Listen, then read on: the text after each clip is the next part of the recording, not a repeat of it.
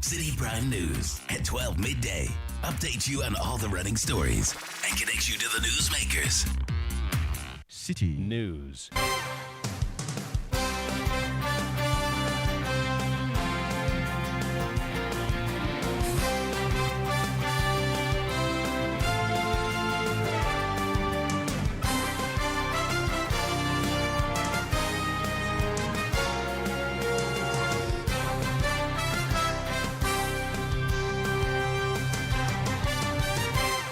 It's midday. Hello, good afternoon, and welcome to the Citi Prime News. We are coming to you live from our studios at number 11, Dr. Martin Loop in Adabraka, Accra.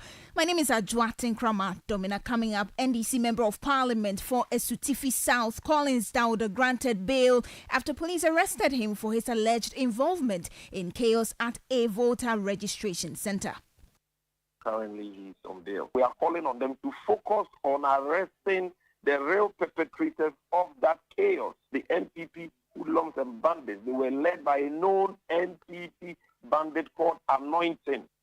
Meanwhile, we understand there is security beef up at the Ahafrano South East District Office of the Electoral Commission following clashes between the New Patriotic Party and the National Democratic Congress over the weekend. We'll be live in the area to bring you the latest. Also coming up, Transport Ministry steps in to ease unbearable traffic congestion on the Budumbram-Winneba stretch of the Accra Cape Coast Highway following complaints from motorists and passengers.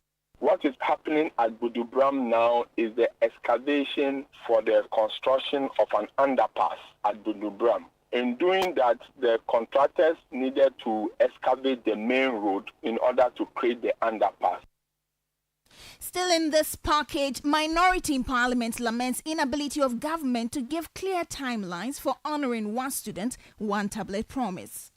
We, on the minority side, we are demanding a plan, a rollout plan of how this initiative is going to be given effect. We want to see it so that we can monitor to ensure that the distribution of the tablets and the schools selected for whatever pieces are selected fairly, equitably across the country without any political gerrymandering.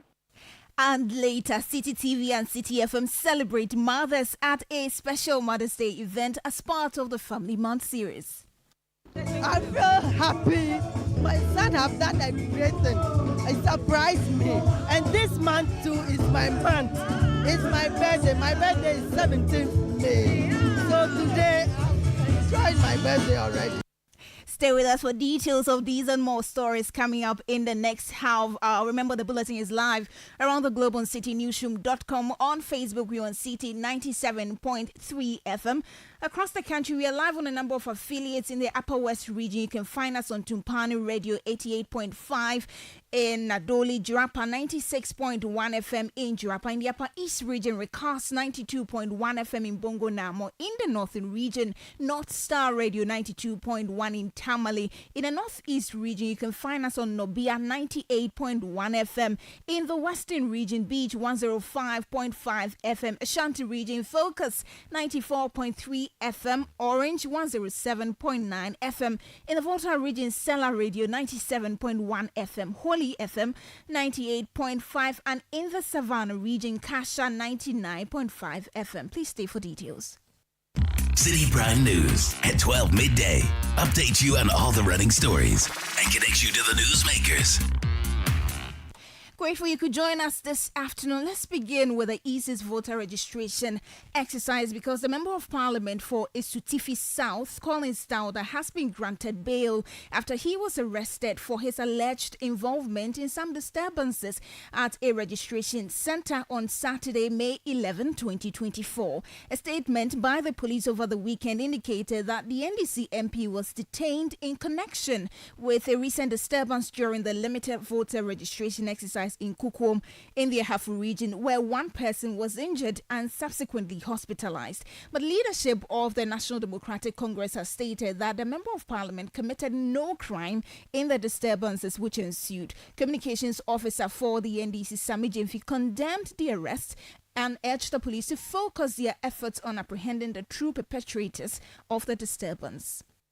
he was immediately granted bail, and so currently he's on bail. And the police say that they are, conducting their own investigations and that he will hear from them. At no point was Honorable Collins Dawuda present at the scene. He was not there because he was busy in his constituency monitoring the registration process. So it came to us as a shock, as a surprise, when the police issued that statement, creating an impression as though Collins Dawuda had committed a crime when they knew that he was not even at the scene when the said incident happened. The supporters of our party were in a vehicle which belongs to him. That is neither here nor there. The fact that somebody sits in my vehicle in my absence, to go and protect or defend citizens who are under attack, doesn't mean I've committed a crime, for which reason I should be published all over the place as a criminal, like the police did. So we condemn those instances the police did, and we are calling on them to focus on arresting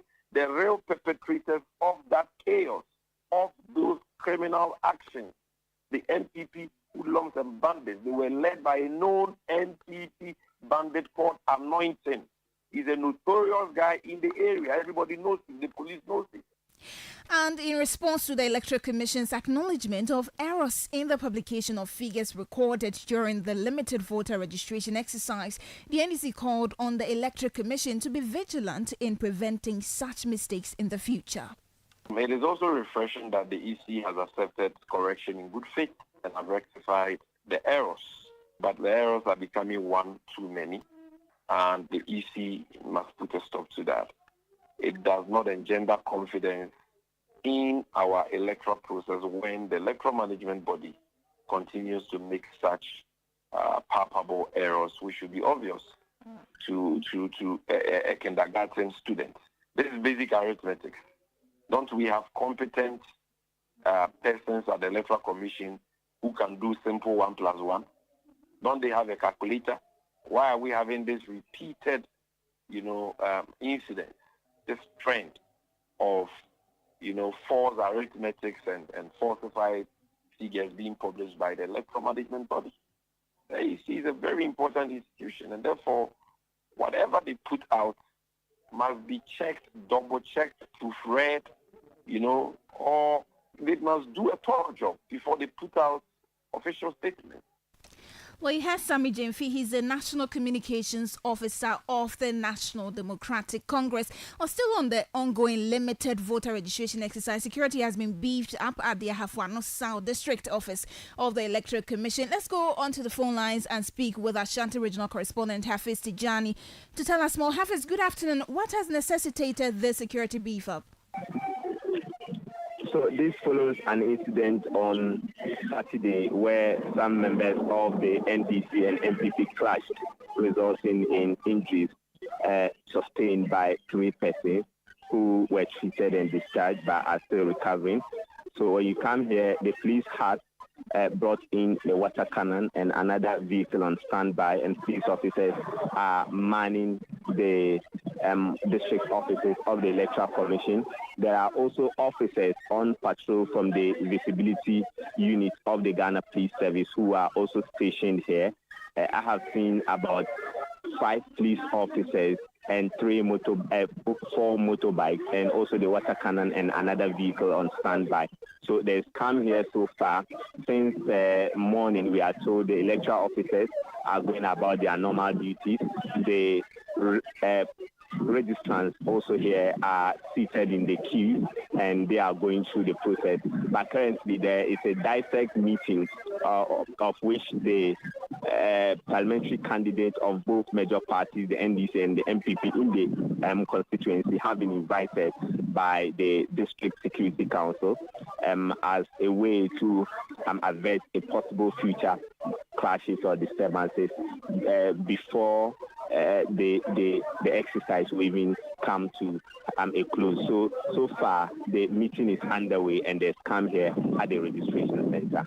Thank you very much. Hafiz Tijani is our man in the Ashanti region. Do follow up for us and give us updates in our subsequent bulletin. He was talking to us about security beef up at the Ahafo South District Office of the Electoral Commission. Meanwhile, still on this, security analyst Adib Sani says the collective effort of all stakeholders in elections is needed to ensure the peace in the ongoing voter registration election exercise. Speaking on sustaining peace in the country ahead of the elections, Mr. Sani said perpetrators will be emboldened if they are dealt with according to the law.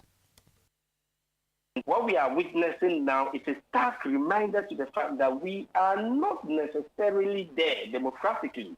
And so the need for us to enhance certain democratic institutions and to build confidence in that process. And our inability to do it is what is making us see this.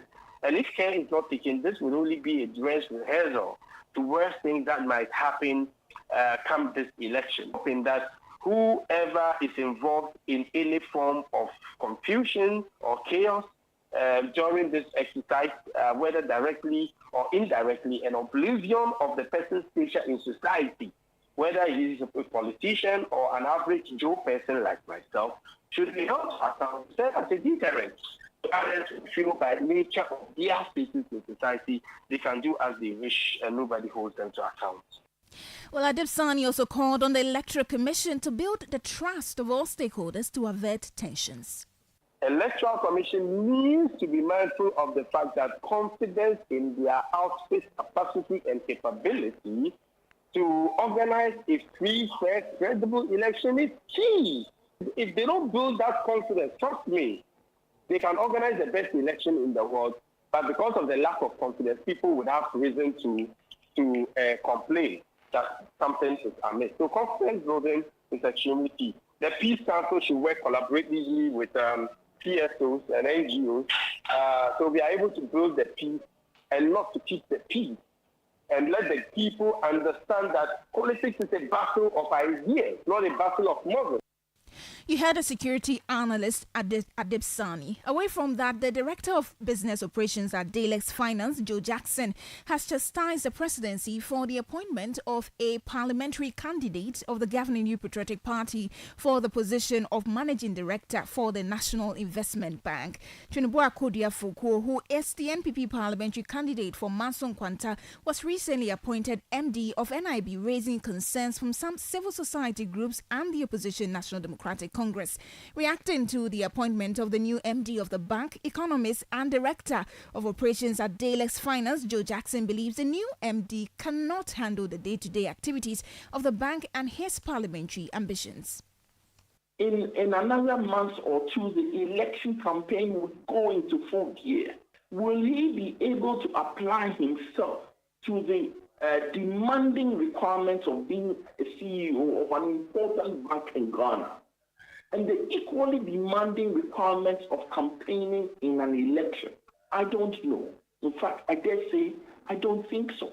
In any case, what is the end game here? His party elected him as a parliamentary candidate. They expect him to succeed. So if he succeeds as a parliamentary candidate and gets to enter parliament on the next in January next year, he can't hold those two positions. So was this meant as a stopgap at a time when NIB needs all hands on deck? I'm not sure. I dare say maybe His Excellency President Nana Addo Dankwa Akufo-Addo needs to relook at all the ramifications and perspectives on this appointment. He had the Director of Business Operations at Dalex Finance, Joe Jackson. Moving on now, the Ministry of Transport has indicated that efforts are underway by the contractor on the Accra Cape Coast two-lane dual carriageway to create a road diversion on the Budumbram to Winneba stretch of the road. This diversion aims to ease the traffic situation on the road following concerns raised by motorists about the unbearable traffic congestion in that area. Road users attribute the traffic congestion to the ongoing construction work, which they say is affecting traffic flow and requires urgent attention from authorities. Speaking with City News, the Public Relations Officer of the Ministry of Transport, Ahmed Mohammed Salim, stated that efforts are being made by the contractors to ensure the completion of a major stretch of the road before the end of the year.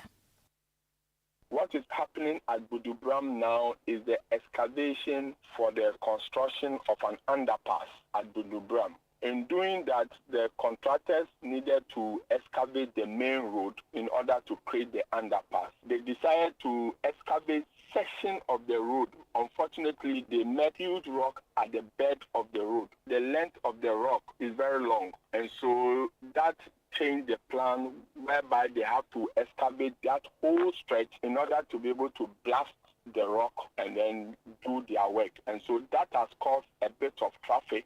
Measures are being put in place to ensure that there are road diversions so that by this evening we resolve this problem. We've identified a diversion before Ewutu Breku Township from Winnipeg getting to Kasua. When you get to Ewutu Breku, there's a turn on your left that brings you all the way towards Kasua. The plan is to divert traffic onto that road so that when you are coming from Winnipeg towards Kasua, you don't have to go through Budubram. You just pass through the left turn and then it will bring you all the way to Kaswa.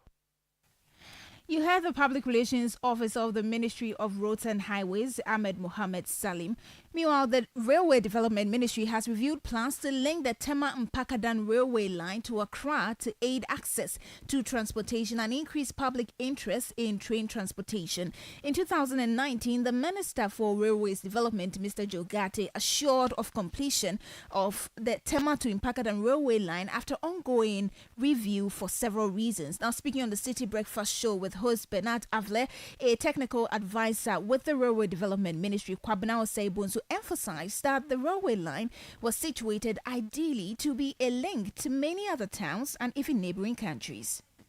The stations that we have as part of the contract, what we do is we will extend the access road from the stations to the nearest road so that we'll be able to provide access from the road onto the station. What we'll do is once we launch the service, we will encourage the local transport companies, the trotros, the metro masses and all that, to be able to have a place at our terminal so that we'll be able to convey people from the towns to the stations and then they will join the trains to wherever they are going. We are also even thinking of linking the service from Tema to Accra and scheduling the time in such a way that somebody can move from home, Tema, and then join the Tema-Accra line and come to Accra Center, which we think we'll be able to use that to reduce the congestion and the mobility issues that people face along the stretch. So another good reason for going to Mpakadan is that by going to Mpakadan, we've moved to the eastern side of the country, which will be the continuation of the eastern expansion line, which we've christened the Ghana-Burkina line. You heard Kwabena Osei-Bonsu, who is a technical advisor with the Railway Development Ministry. You're still listening to the Citi Prime News. When we return, Citi TV and Citi FM celebrate mothers at a special Mother's Day event as part of the Family Month series. Please stay for details. Citi Prime News at 12 midday. Updates you on all the running stories and connects you to the newsmakers. Citi TV is live on DSTV, GoTV, and HD+. On DSTV, find us on channel 363. On GoTV, we're on channel 117, and on HD+, get us on channel 108. On a digital TV, run a new search, but take note that without an antenna, you cannot access Citi TV. Citi TV can be accessed on any free-to-air digital box like the GoTV and HD+ boxes. Citi TV, it's your world. Citi Prime News at 12 midday. Updates you on all the running stories and connects you to the newsmakers. You're welcome back. Let's bring you some more stories. The minority in Parliament is demanding a rollout plan for government One Student, One Tablet initiative. 2 months after the launch of the policy, the government is yet to provide clear timelines for the distribution of the first 450,000 tablets to some 30 senior high schools in the country. The deputy ranking member on the Education Committee, for whatever pieces are selected fairly, equitably across the country without any political gerrymandering. You had a deputy ranking member on the Education Committee of Parliament, Dr. Clementa Park. And now mothers were dazzled on Sunday, May 12th at the Mother's Day dinner hosted by Citi FM and Citi TV. This event was a heartfelt celebration of mothers for their boundless love, selflessness and unwavering devotion to their families. The dinner formed part of a series of events throughout May dubbed the Family Month by Citi FM and Citi TV. Citi News' Beverly London was at the scene to capture the essence of this special evening and reports. On a regular day, mothers often find themselves juggling multiple roles, be it trading at the market, hustling on the street, or tirelessly managing household chores to make ends meet for their families. Their influence extends far beyond mere provision. They are the moral compass and spiritual guidepost for their children, embodying strength, dedication, resilience, and selflessness. In instances where fathers are absent, these remarkable women bravely don the mantle of both parents. To honor their tireless efforts and sacrifices, these extraordinary mothers were treated to an unforgettable evening at the luxurious Alisa Hotel Pavilion in Northridge, Accra. The air was filled with the aroma of delicious delicacies, offering an array of culinary delights to indulge in. Adding to the ambience, the renowned Inchinchim Band serenaded the mothers, keeping them captivated throughout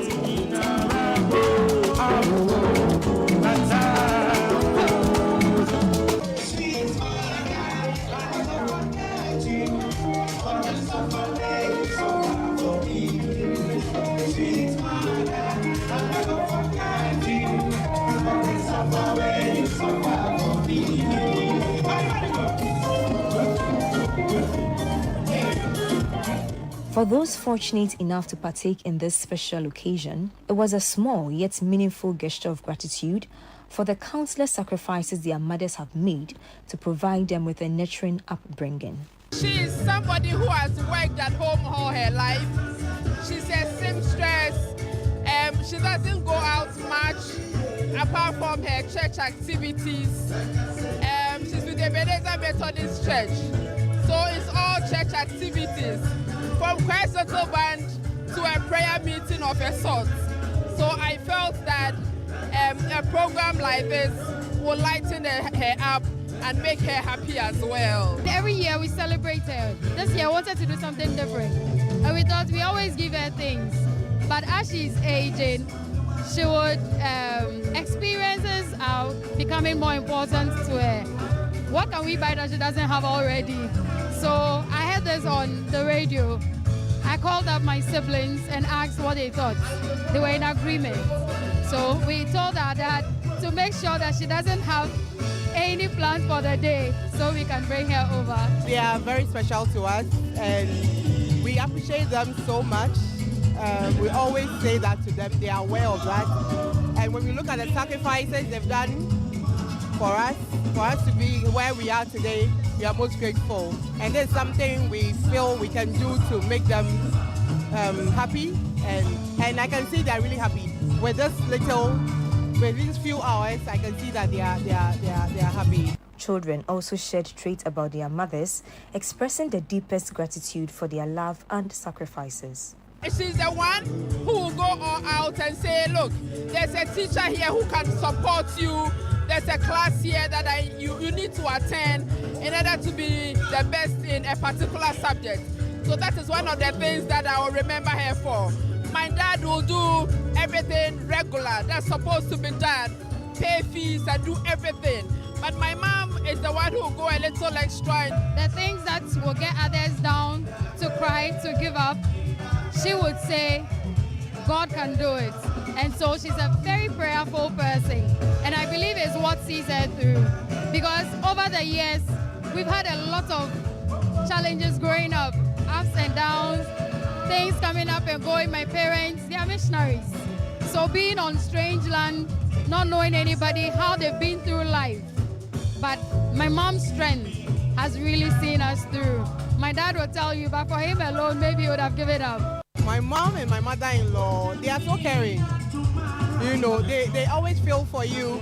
Like the way they go about things when you are in need, or when you're going through something. I'm a mother myself, so the challenges I face sometimes with the kids, you see that their parents, they wish they are there to support you and all that you are going through. Additionally, husbands demonstrated their appreciation by joining in the celebration, honoring their wives on this special day. My mother is gone. My sisters are also gone. So Mother's Day is an occasion for me to appreciate my wife, the mother of my children, and also to appreciate my children who have given me grandchildren, and also my daughter who is a potential mother, and then my daughter-in-law who has given me 4 grandchildren. What's one thing about your wife that you are most thankful to God for? She makes me feel the importance of life. Everything can leave me. I've gone on retirement. My friends, my work, everything is gone. But my wife, you can't retire from your wife. The evening was made even more touching as mothers whose birthdays coincided with the momentous occasion were specially celebrated. Mother's Day from Citi FM and Citi TV, and may God bless you. We know we cannot pay you for all that you do for us from day one all the way to the end. So God bless you, bless you, and bless you. Amen.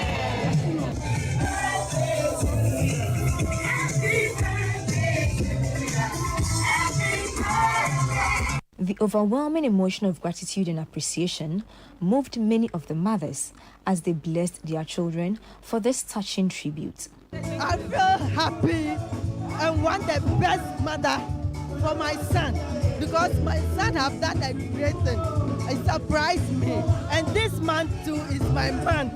It's my birthday. My birthday is 17th May. So today I'm enjoying my birthday already. So thank God. God bless him and provide him everything he wants. Very, very wonderful. Beyond my expectation. She has really, I've even blessed her already for bringing me here today. I'm so happy. I'm very, you have organized the thing very well. I'm happy. I always bless them. My daughter and my father-in-law, my son-in-law, I always bless them. And I will bless them. The head of events and partnerships at Citi FM and Citi TV, Frema Edunyame, expressed her delight at the turnout and the opportunity to honor these remarkable women.